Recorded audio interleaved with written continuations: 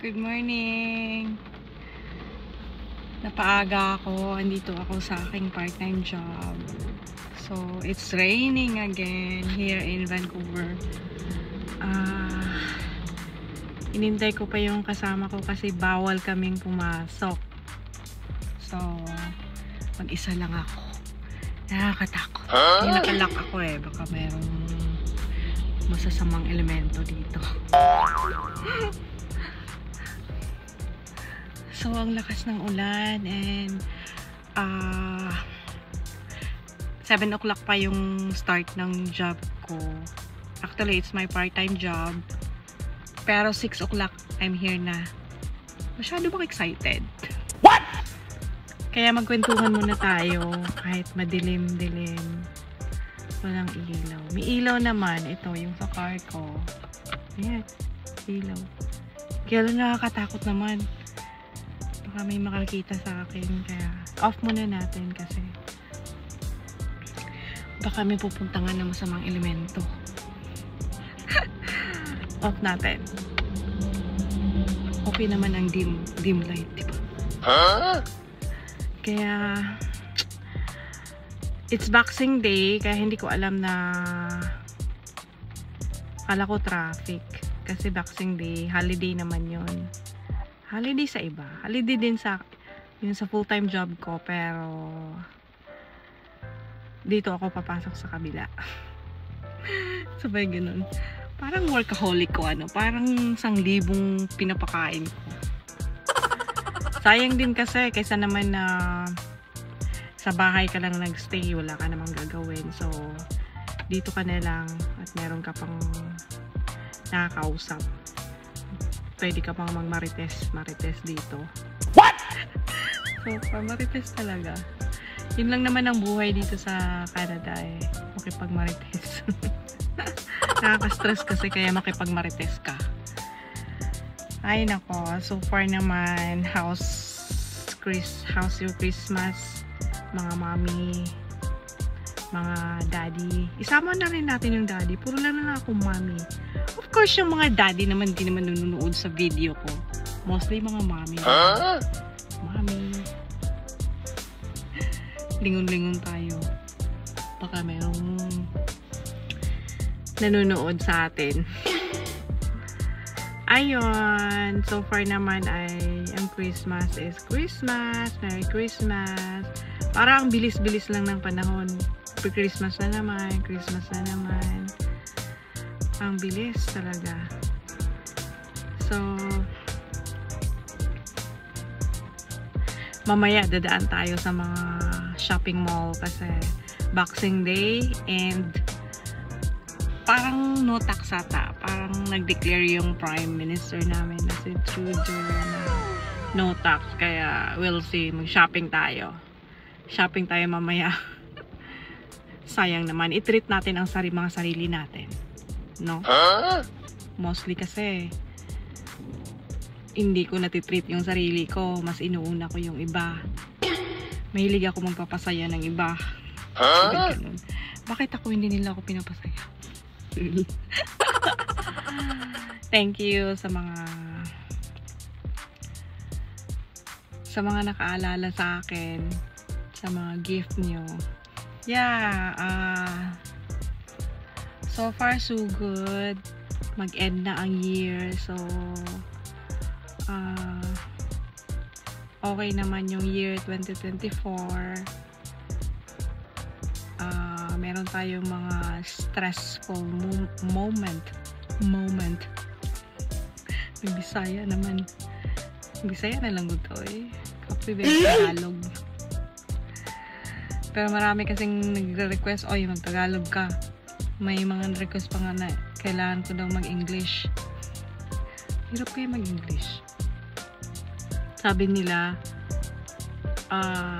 mag-English daw ako. Then, ang caption ko ay Tagalog. Balik ta rin natin. Dugo-dugo naman ang mga ilong natin. So, ayun, ang tagal. Anong oras pa? Tagal ko pang mag-intay dito. So, 8 hours yung job ko. 8 hours yung kinuha kong availability. Mostly kasi 4 hours lang ako pag weekdays here. At least may makakausap ako because I'm working at home. So, yung kausap ko ay YouTube lang. Puro YouTube. Sabi nila nakaka-stress kasi wala akong kausap. Kaya, eto, nag-on-call job ako para may makausap. Kaya lang, bawal naman ang magkwentuhan. Paano yun? Ganun pa rin. Pero at least, yung nakikita kang tao. Diba? Totoong tao. Sa YouTube kasi wala. Puro na lang vlog nakikita mo. Kaya eto, nag-vlog na din ako.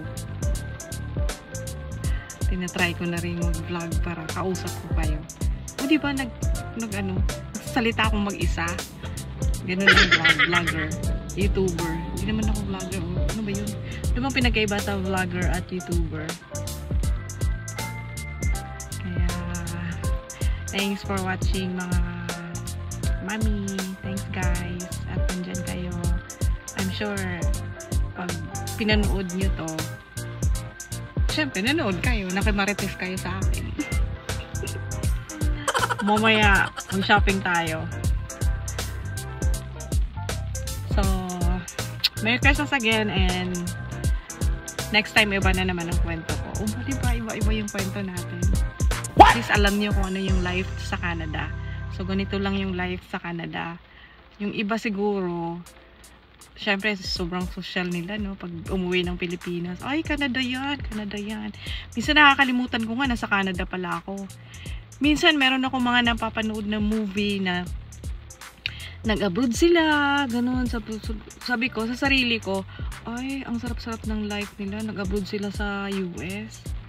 Ang swerte nila. Hindi ko naisip na nasa Canada pala ako. So, ganun lang. Parang ano lang naman, simple life lang naman.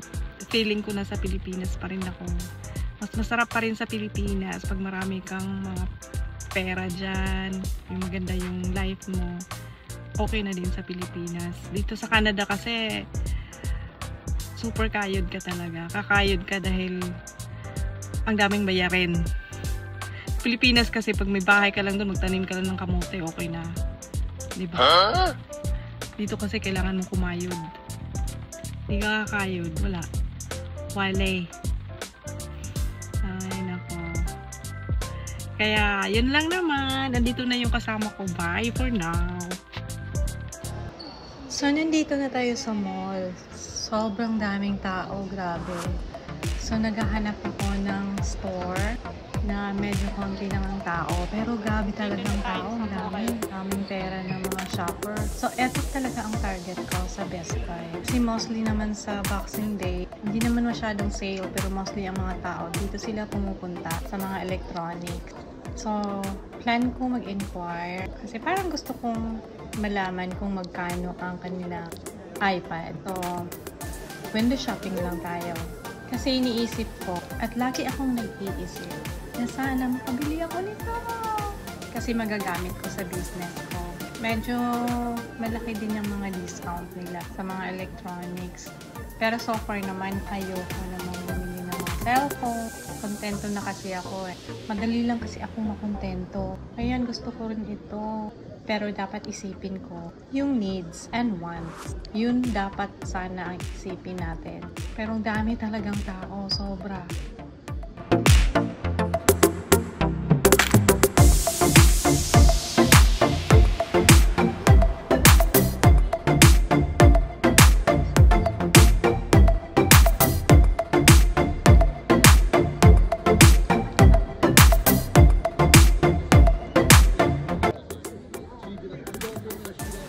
So, timing naman na merong nag-i-explain dito banda sa gusto ko na area, itong mga iPad.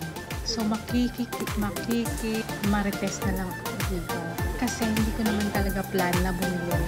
Pero, of course, at least malaman ko kung ano yung feature ng iPad and magkano yung discount and kung paano gagawin yun. Gusto ko kasi yung nakakapag-draw ako, kapag drawing ako ng mga design. Kasi di ba may sarili siyang pen, high-tech ng mga iPad. Yung iPad ko dito ay yung old generation, yung unang generation pa. So wala siyang pen. Kaya sana soon ay makabili din ako nito. Pero mas maganda yun daw yung iPad Pro. Eto, ini-explain niya, makikinig tayo. Just these two I want to compare. This is how much inch is this? 11 inches. This is 10.9. You're getting the M2 chip. Here you're getting the M2 chip as well. Right? There's virtually no difference, right? Except it's a little bit bigger, right?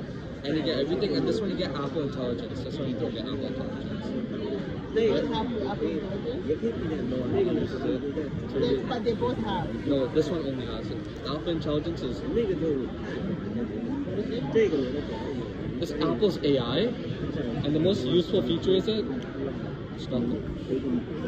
It's nothing. I hate it so much. Kapag you can draw. You could draw on it and just fix it up a little bit. That's it. Anything technical, like anything that actually helps you, it sucks it. The only thing I like Apple Intelligence is you can make your own emojis. That's the only thing I like. That's it, right? Does this come with a tablet? I mean, the keyboard? No, it doesn't. So the keyboard is separate. And the Apple Pencil separate. We do have a thing. It's a third-party keyboard though. It's not Apple branded. So it's a third-party keyboard and third-party pencil, and that's $70. But if you get the Apple branded keyboard, it's gonna be like $250. Both together. No, just the keyboard. For the Apple Pencil, it's gonna be and the Apple Pencil another $130. That's why I just tell people to get the third-party because only $70 you get the keyboard and the pencil. And they will both work the same. They both do the same thing. So why is this? What is these two prices for? So this is for higher space for 256, and this is only 64. And how about This one's 13 inches. That's why this one's more expensive, and this one's only 11 inches. But they have called. Yeah, you're just paying for the bigger screen. Oh, this is for that one? This is for this one, and this is for this one. What one? Sorry? This is for this one, and this one's for that one. Oh, okay. This is Yeah. for this one. The only difference is just the screen. Just the screen. Just the screen. Right? These ones only university people get them because the screen is so big.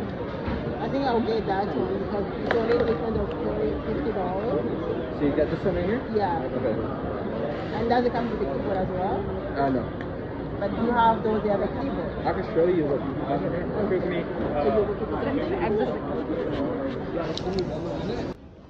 So, ikot-ikot muna tayo. Actually, wala lang. Medyo hindi ako interesado. Kasi gusto ko kasing malaman kung ano yung feature ng iPad na yun. It's iPad Air, so hindi ko alam. Gusto ko yung compatible sa gusto ko. Kaya magtanong-tanong muna ako. Gusto ko sana iregalo ko sa sarili ko kasi super kayod naman tayo. Kaya dapat meron kang gift naman sa sarili mo. Pero dito ako napunta kasi nga iniisip ko yung needs and want. Eto, need ko talaga to. Kailangan ko ng wireless na mouse. Kasi lagi akong nanonood ng movie tapos hindi siya wireless. Pupuntahan mo pa yung TV. So yung iPad naman, medyo nasa gitna siya. Wants and needs. So itabi-tabi ko muna to. So ito muna yung binili ko. And ito gusto ko rin to eh. Pero pang ano pala to? Headphone sa mga gamer. No idea. Hindi kasi ako gamer. Sa mga games, gusto ko yung headphone kasi pag nag-video kita, online video. Kaya ito na lang talaga yung nabili ko. Ang mouse na wireless. Pero sad to say, ang haba-haba ng pila dun sa cashier. So, ito nakita ko rin pala to. Ito yung Ray-Ban na kontrolado niya yung parang camera siya. Ang galing-galing niya talaga. Gusto ko rin to kasi pag vlogger ka, hindi ka nahihiya. Kasi hindi nila alam na may camera yung iOS. Pero wala. Ito na lang talaga. Ito lang. Pero tingnan mo yung pila. Ang haba-haba. Ang bagal-bagal pa na mga cashier. Sobra talaga. And then, sobrang hinihimatay ako. Dito sa kasunod ko, kuya, grabe. Baho mo, kuya. Alam mo na, ano sa Shopee. Just kidding. Pero may nakita naman ako ito.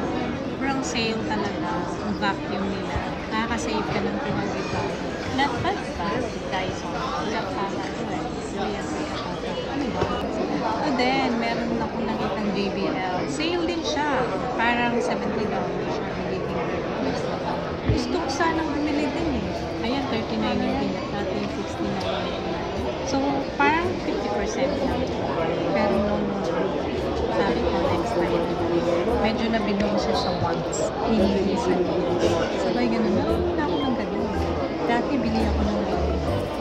So, ayan. Andito na naman ako. Lumipat ako sa kabilang mall. At eto, ang hirap-hirap mag-park.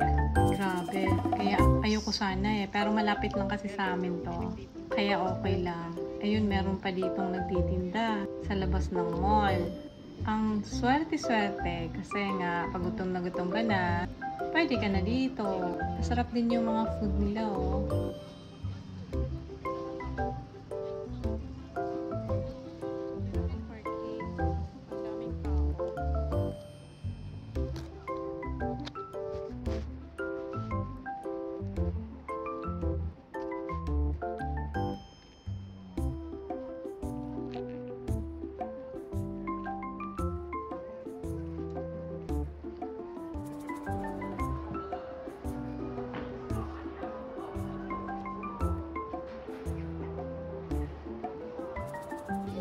Ang dami talagang sale. Merong buy one, take one. Gusto ko na talagang bumili.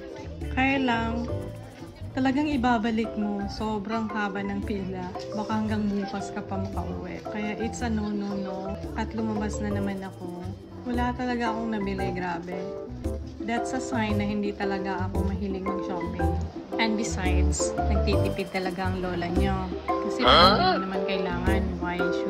Why should you buy that? Yung English yun na. Kaya ikot-ikot na lang tayo.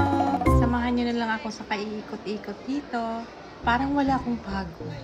Whole day akong nag-work at nandito ako. Kailangan makauwi na at mag-work na naman tomorrow. Pero okay lang, minsan-minsan lang naman to. Kaya thanks for watching guys. Eto lang naman ang ikukwento ko sa inyo. Bye for now!